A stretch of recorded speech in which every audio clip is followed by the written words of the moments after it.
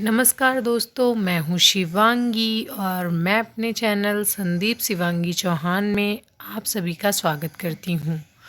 और आशा करती हूँ कि सभी लोग बहुत अच्छे होंगे। तो आज मैं आप लोगों को दो चीज़ें बताने वाली हूँ कि स्वयं सहायता समूह की महिलाओं को कितना वेतन मिलता है और जो हमारा पैसा आता है समूह का, तो वो क्या हमारी अध्यक्ष दीदी या जैसे कि मान लीजिए कोषा अध्यक्ष के पास किताब रखी हुई है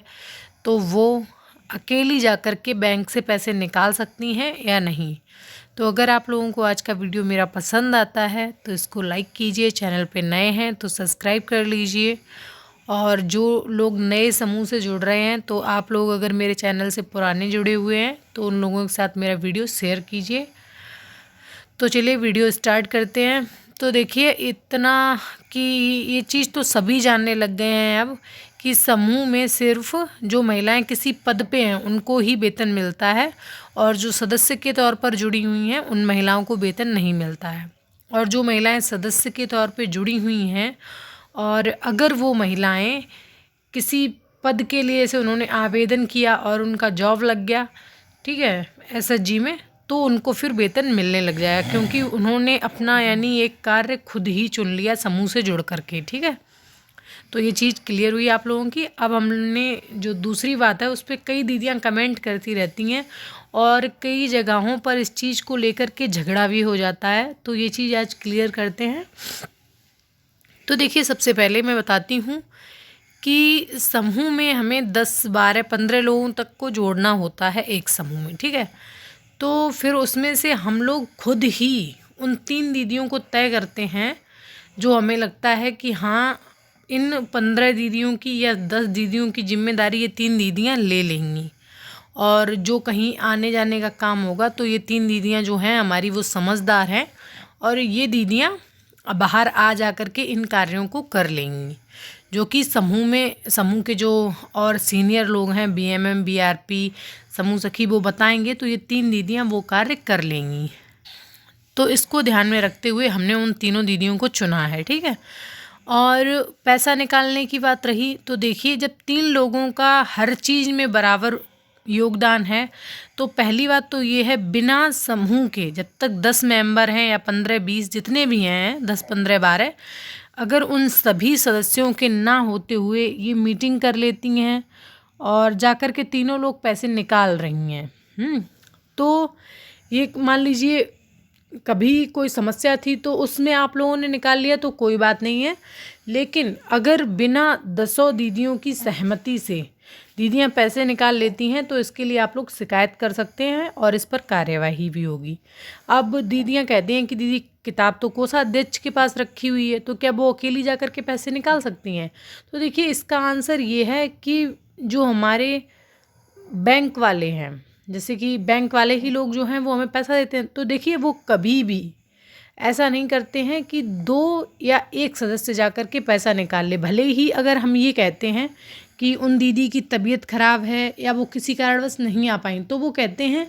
कि आप उनकी जगह पे दूसरी दीदी को जोड़ लीजिए, यानी आप तीनों लोगों के सिग्नेचर होंगे, तीनों लोगों को आपको आना पड़ेगा। हम आप लोगों को जब तक देखेंगे नहीं तब तक हम आपको पैसा नहीं दे सकते हैं। ठीक है, तो ये चीज़ आप लोगों की यहाँ पर बिल्कुल क्लियर हो जाती है कि बिना तीनों सदस्यों के जाए पैसा नहीं निकलेगा।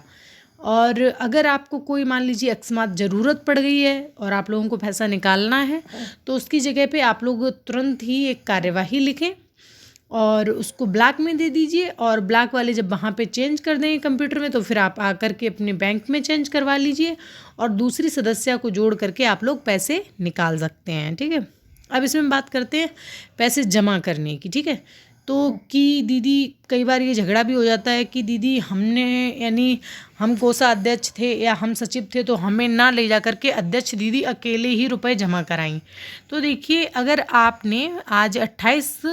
तारीख की मैं बात करती हूँ कि 28 तारीख को आपने पैसे दिए, ठीक है, और दीदी ने कल यानी कि 1 मार्च को पैसे बैंक में जमा कर दिए, ठीक है, तो वहाँ पे दीदी को एक रिसीविंग दी जाएगी। ठीक है, जैसे कि हम एक फॉर्म भर के जब देते हैं बैंक वालों को तो फिर वो एक यानी कि हमने ये पैसे ले लिए हैं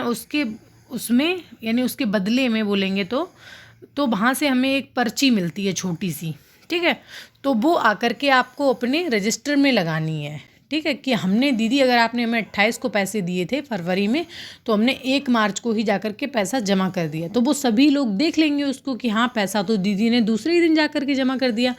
तो देखिए इस पर भी झगड़ा करने की ज़रूरत नहीं है। अगर दीदी समझदार हैं तो वो दूसरे दिन पैसा जमा कर देंगी। लेकिन अगर फिर भी आप लोगों को लगता है कि दीदी पैसे नहीं जमा कर रही हैं, तो आप लोग ऐसा कीजिए कि आज हमने जमा कर दिया, कल दूसरी दीदी करेंगी, परसों तीसरी दीदी करेंगी, अगर जमा करने का है तो। लेकिन पैसे जब रखने की बारी आएगी तो फिर वो हम किसी एक समझदार सदस्य को चुन के उनके ही पास, जो हमारी बचत होगी या कहीं से आया हुआ पैसा है, तो वो हम उनके पास ही रखेंगे, ठीक है। और आप लोग पैसा